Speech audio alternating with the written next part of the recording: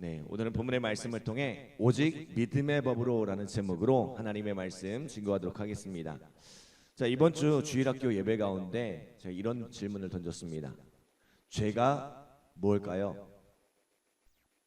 여러분, 죄가 뭐라고 생각하십니까? 제가 아이들에게 뭐라고 답해줬을까요? 하나님과 상관없이 사는 것이 죄라고 이야기해 주었습니다. 죄가 뭐라고요? 하나님과 상관없이 사는 것입니다. 자, 하나님이 세상을 창조하시기 전에 세상은 혼돈과 공허와 흑암으로 가득했습니다. 그러나 하나님께서 세상을 창조하심에 세상은 질서가 생겨났고 아름다운 피조물로 가득해졌으며 이 빛으로 밝아졌습니다. 그런 세상은 하나님 보시기에 심히 좋았다고 말씀합니다. 완벽한 세상이었습니다. 그러나 세상에 죄가 들어오고 사람들이 하나님과 상관없이 살아가자 하나님 보시기에 좋았던 이 세상은 점점 망가져 갔습니다. 하나님 보시기에 좋았던 세상은 하나님의 후회와 한탄으로 가득해졌고 하나님을 근심하게 했습니다. 그리고 마침내 그러한 세상을 쓸어버리리라 결단하게 하셨습니다. 그것이 바로 우리가 알고 있는 노아의 홍수입니다. 사람들은 하나님 없이도 얼마든지 잘 살 수 있다고 믿습니다. 하나님 없이도 얼마든지 행복할 수 있다고 믿습니다.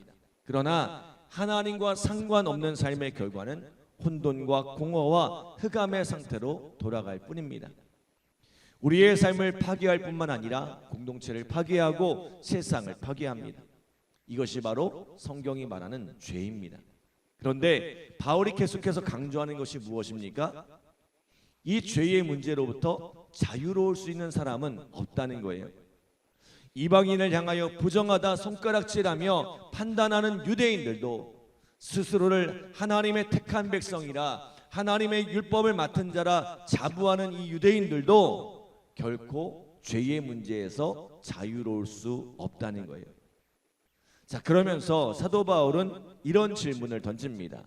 자, 우리 9절 말씀 함께 읽어볼까요? 9절 시작. 그러면 어떠하냐? 우리는 나으냐? 결코 아니라. 유대인이나 헬라인이나 다 죄 아래에 있다고 우리가 이미 선언하였느니라. 아멘. 사도 바울은 그 시선을 돌려 그러면 우리는 어떠하냐? 우리는 나으냐? 묻고 있는 거예요. 이방인이라는 불특정 다수를 향하여 그들은 죄인이라 선포하고 또 유대인이라는 불특정 다수를 향하여 죄인이라고 선포할 때 세상 사람들이 다 죄인이라고 선포할 때에 우리는 그들을 그저 멀리 있는 누군가의 이야기로 듣습니다. 나 역시 그러한 세상 속에 속해 있지만 나는 그들과 다르다고 생각하기 쉽습니다. 그렇게 이 죄의 문제를 남의 이야기처럼 듣고 있는 이 로마서의 수신자들을 향해 그러면 당신은 어떻습니까? 당신은 그들보다 낫습니까? 묻고 있는 거예요. 설교를 듣고 있는 우리 권사님들에게 갑자기 제가 이렇게 묻는 거예요. 권사님은 어떠세요? 과연 권사님은 그들보다 낫습니까? 무슨 이야기입니까? 이 죄의 문제는 저 멀리 있는 누군가의 이야기가 아니라는 것입니다. 이 죄의 문제는 당장 우리의 문제라는 거예요. 너와 나의 문제라는 거예요. 이 서신을 쓰고 있는 바울도 예외가 될 수 없다는 것입니다. 죄의 문제에서 제3자는 없습니다. 우리는 세상 사람들을 향해 판단하기를 좋아하지만 정작 우리 자신이 죄인이라는 사실은 간과합니다. 심지어 사도 바울은 자신을 향해 뭐라고 이야기해요? 디모데전서 1장 15절에 보면 죄인 중에 내가 괴순이라 라고 이야기합니다. 우리는 누구도 자기를 자신할 수 없습니다. 지금 여러분 앞에서 말씀을 전하는 이 목사도 자신할 수가 없어요. 제가 십자가를 달고 다니는 이유가 뭐예요? 이걸 달고 다니는 이유가 뭘까요? 제가 목사임을 자랑하려고 제 의로움을 자랑하려고 달고 다니는 게 아니라고 했어요. 이거라도 달지 않으면 언제 제 성질을 이기지 못하고 넘어질지 몰라 조심하고 제 마음을 다스리려 이 십자가를 하고 다니는 거예요. 이것이 저라는 사람의 실상입니다. 그러므로 사도 바울은 이렇게 이야기해요. 우리 10절 말씀 함께 읽겠습니다. 10절 시작. 기록된 바 의인은 없나니 하나도 없으며. 자, 의인은 없나니 하나도 없으며. 세상 어디에도 자기 자신을 의롭다고 자랑할 수 있는 이는 하나도 없다는 거예요. 그것은 저도 여러분도 사도 바울과 같은 위대한 복음 전도자도 예외가 아니란 것입니다. 19세기 위대한 복음 전도자였던 빌리 그레함을 잘 아시죠? 예. 빌리 그레함의 아내 이 루스 그레함의 묘비에 이런 글귀가 써 있습니다. 공사 끝 그동안 인내에 감사드립니다. 빌리 그레함과 루스 그레함이 차를 몰고 이렇게 길을 가는데 이 공사 끝 그동안의 인내에 감사드립니다라는 문구가 이제 현수막에 이렇게 적혀 있더래요. 오랫동안 도로 공사를 마치고 그동안 불편을 참아주셔서 감사하다는 그런 내용이었습니다. 그런데 이 루스 그레함이 그 글귀를 보고는 내가 나중에 죽게 되면 내 묘비에 저 글귀를 남겨달라고 했다는 거예요. 자, 무슨 이야기일까요? 우리가 주님 앞에 서기 전까지는 언제나 미성숙한 존재로 남아있다는 거예요. 늘 부족하고 연약하기 때문에 주변 사람들에게 민폐를 끼치며 살아가는 것이 바로 우리의 인생이라는 거예요. 그 미성숙함 때문에 누군가는 나에게 상처를 입고 또 누군가는 나 때문에 불편함을 겪고 고통을 겪기도 한다는 거죠.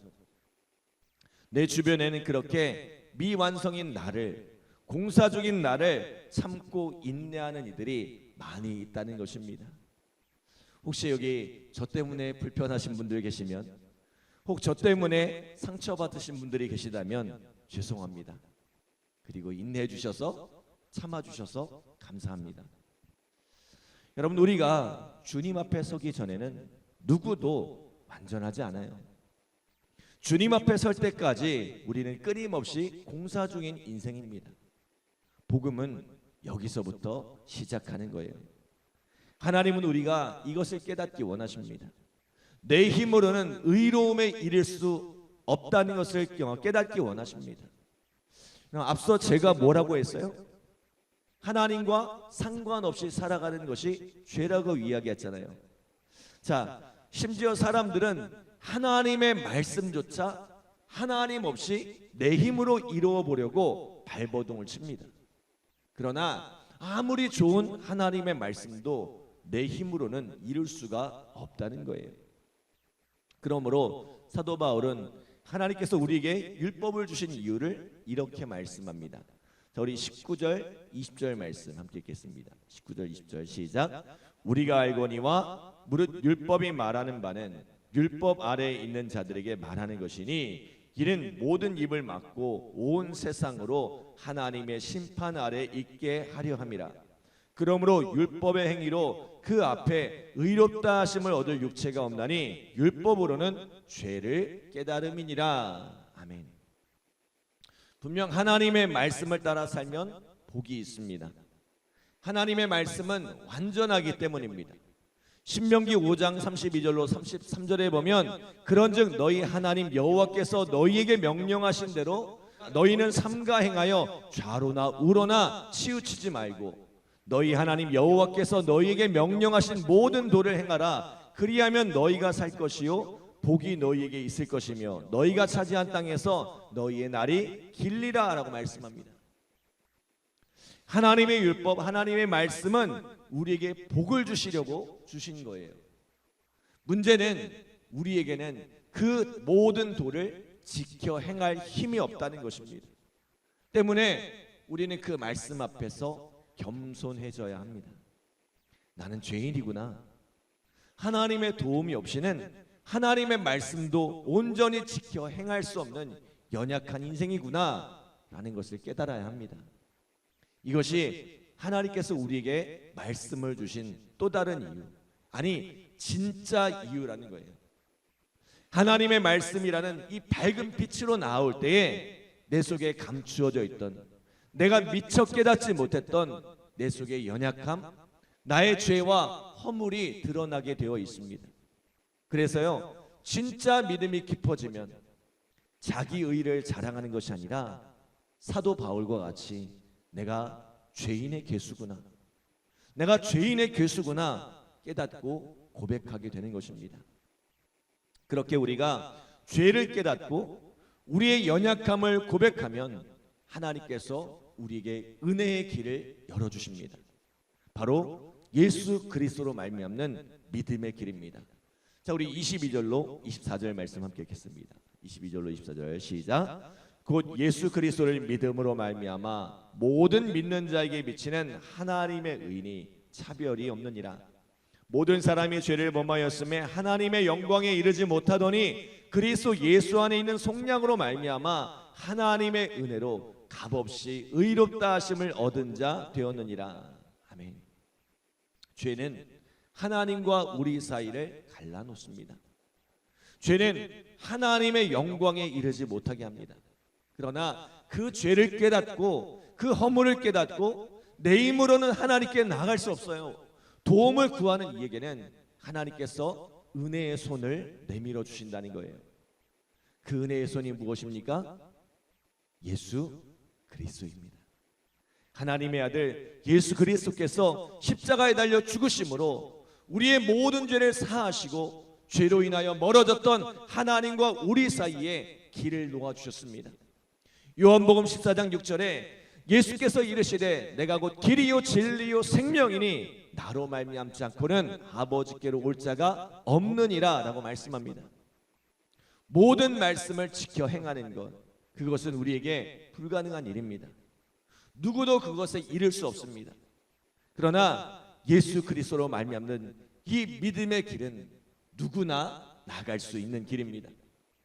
율법을 모르는 이방인들도, 율법을 아나 그것을 지켜 행할 힘이 없는 유대인들도 남녀 노소를 불문하고 누구나 갈 수 있는 길이며, 종과 주인, 부유한 자나 가난한 자나 높은 자나 낮은 자나 누구든지 갈 수 있는 차별이 없는 길입니다. 이 길은 어느 누구나 오라고, 값없이 오라고 기꺼이 열어주신 길입니다. 구원은 그저 이 예수를 믿기만 하면 값없이 받을 수 있는 하나님의 선물입니다. 그러므로 우리가 자랑할 것이 무엇입니까? 하나님께서 나 같은 죄인을 구원하셨다. 십자가 보혈로 내 죄를 사하시고 하나님의 자녀 삼아 주셨다. 이것 외에는 우리가 자랑할 것이 없습니다. 내가 신앙의 연수가 얼마나, 내가 20년 믿었어, 30년 믿었어, 그건 우리의 자랑거리가 아니에요. 내가 목사이고 내가 장로고 권사다, 내가 주를 위해 이만큼 헌신했다, 이런 것은 사실 우리의 자랑거리가 아닙니다. 그것은 사실 우리의 구원과는 아무런 상관이 없어요. 사랑하는 여러분, 주님 앞에 내 공로를 앞세우지 마시고 오직 죄인된 나를 구원하신 이 십자가 주님만 자랑하며 살아가는 우리 믿음의 성도들 되시길 바랍니다. 그 십자가 주님 앞에 감사의 고백과 또 그 삶을 드리는 우리 믿음의 성도들 되시기를 간절히 기도합니다. 기도하겠습니다. 하나님 감사합니다. 오늘 우리에게 귀한 십자가의 복음을 허락하여 주시고 그 은혜로 살아갈 수 있도록 인도하여 주심에 감사드립니다. 하나님, 우리에게는 아무 공로가 없고 우리에게는 구원에 이를 만한 아무런 힘이 없거늘 우리는 날마다 내 힘으로 뭔가를 해보겠다고 발버둥치며 살아가고 있습니다. 그러나 오늘 예수님만이 우리에게 주신 유일한 구원의 길임을 깨닫게 하여 주시고 길이요 진리요 생명 되신 그 예수님께로 나아가는 오늘 우리의 삶이 되게 하여 주시옵고 오늘 그 주님 안에서 참된 구원의 기쁨과 감사를 누리며 그 복음 자랑하며 살아가는 오늘 우리의 삶이 되어질 수 있도록 주님 축복하여 주시옵소서. 오늘 이 새벽에도 간절한 마음으로 기도하는 우리 성도들 주님께서 응답하여 주시고 또 열매 맺게 하시는 하나님의 귀한 사랑 은혜를 경험케 하여 주시옵소서. 감사드리며 예수님의 이름으로 기도드립니다. 아멘.